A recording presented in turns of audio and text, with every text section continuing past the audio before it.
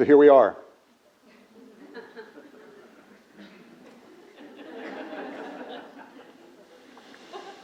Here we are.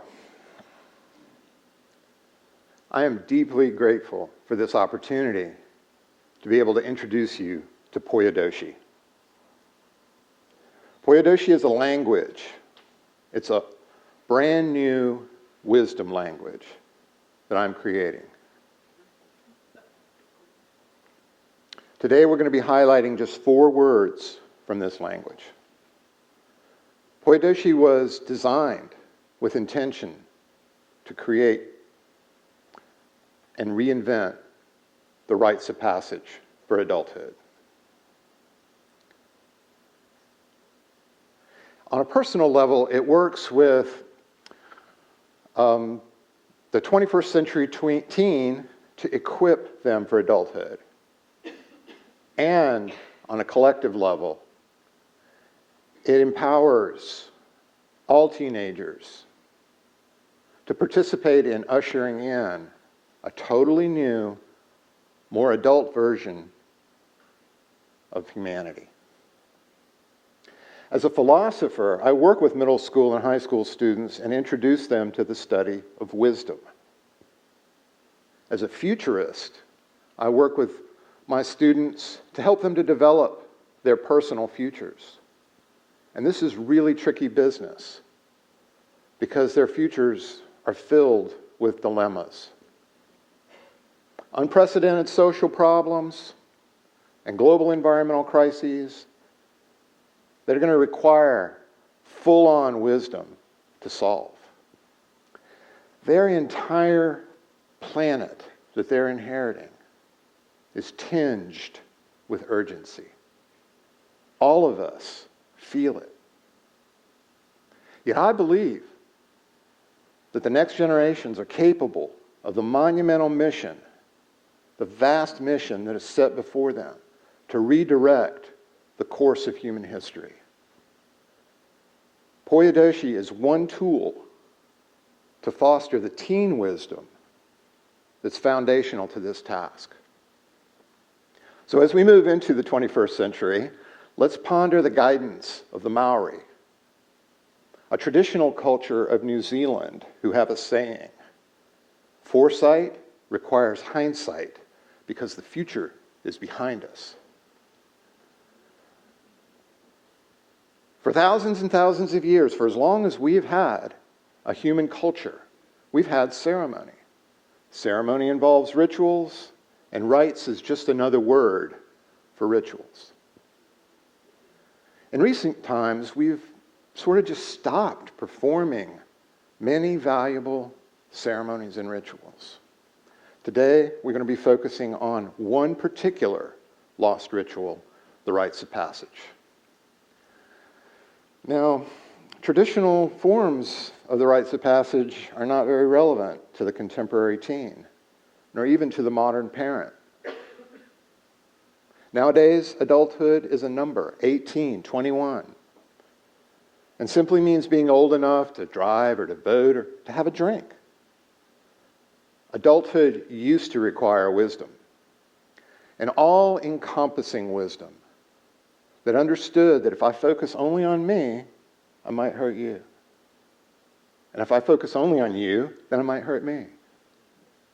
And if I think only of my family, then I might not serve my community. And if I act only on behalf of my people, then I might not honor the land, which is our home. A wisdom that balances I and home and we is the essence of Poyodoshi. So let's look at these 4 words. Poi equals I wisdom. Oyodo equals the wisdom of home. And doshi equals the wisdom of we. Putting them all together, adding poi plus oyodo plus doshi yields the 4th word, a triple compound word, Poyodoshi, which means the wisdom of adulthood. Traditional cultures provided pathways for youth to achieve this balance. Nowadays, even the idea of teen wisdom might seem strange, funny, or unrealistic. I experience wisdom as arising from an alignment of head and heart and hand, a harmonization of knowing and feeling and doing. In contrast, our modern world seems to be defined by the knowing of science and the doing of technology at the expense of the heart. Now, I'm not suggesting that we go back to ancient ways, but I am questioning, how can we move forward and reintegrate the modern with the sacred?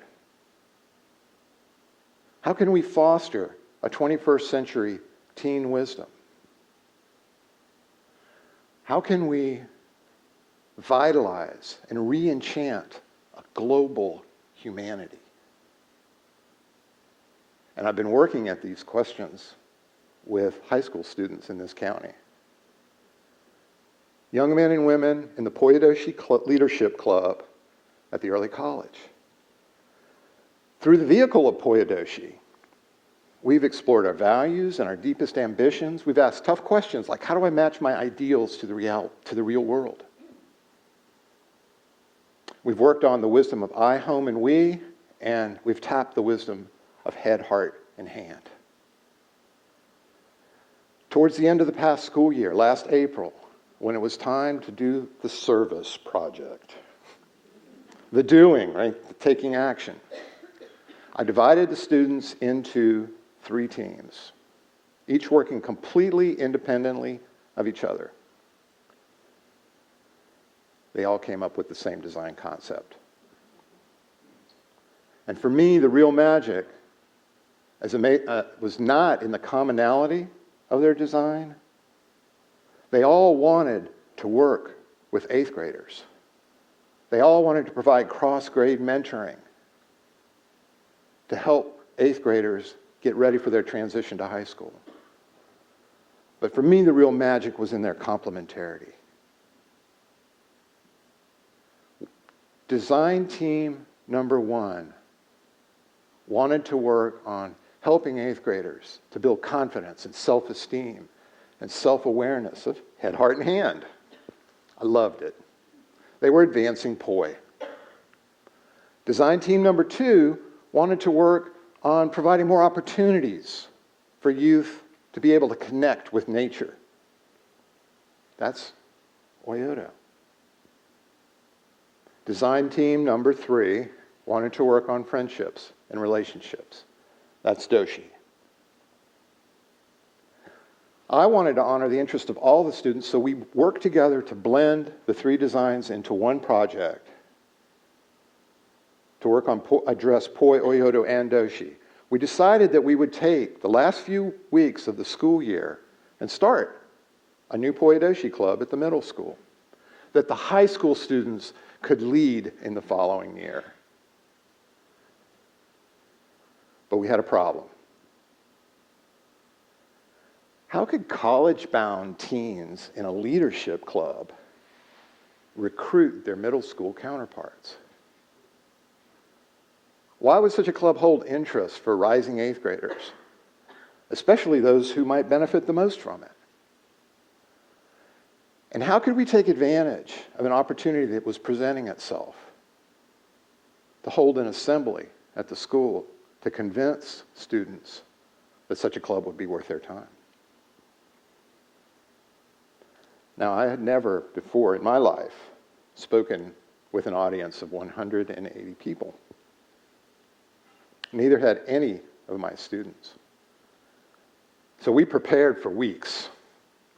And when the day came, 5 of us took the stage, and 4 early college students individually led activities with an auditorium full of their peers. That's tough. Undoubtedly, that was a lifetime memory for those students. A rite of passage for those 4 unto itself. They asked the middle school students questions, And they successfully transmitted the way that Poyodoshi, the wisdom of Poyodoshi works. I was so very proud of them. At the end of the assembly, we invited all the 7th graders to return the following weeks to keep the conversation going. And 25 students were inspired to do so, and a new Poyodoshi club was launched. In the following weeks, as these high school students began to mentor their peers, they stepped into their own adulthood. They assumed the role of young elder. They modeled teen wisdom. So what this club is doing is providing an opportunity for teens to teach teens, to discuss life lessons in dating and driving and jobs and cyberbullying. But it's also providing an opportunity to discuss big poi questions, like, who am I? And why am I? And the big Poyodo question, what's my place in this rapidly changing world? And big Doshi questions like, what gifts and talents do I have that I can offer to others? These aren't easy questions for adults. These are challenging questions, even in the simplest of times. And these are not simple times. We can't afford to underestimate the complex change that the modern teens are facing. Already during their lifetimes, these teens have witnessed radical changes in the definitions, basic definitions of self and community and even reality.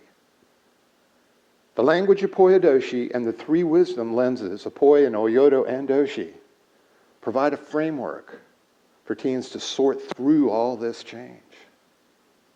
And as they do so, as a mature sense of self and reality and community comes together,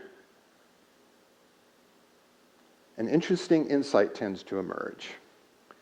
Teens see that the jump, and it's a big jump, that they need to make towards a more meaningful adulthood parallels the jump, and it's a big jump, that the entire human race needs to make. Teens realize that they personally and humanity collectively is growing up at the same time, in this same moment of history. And they come to understand that wisdom is a key ingredient that all of us need to grow up, all of us. In closing, I'd like to recount a defining conversation in the development of Poyodoshi.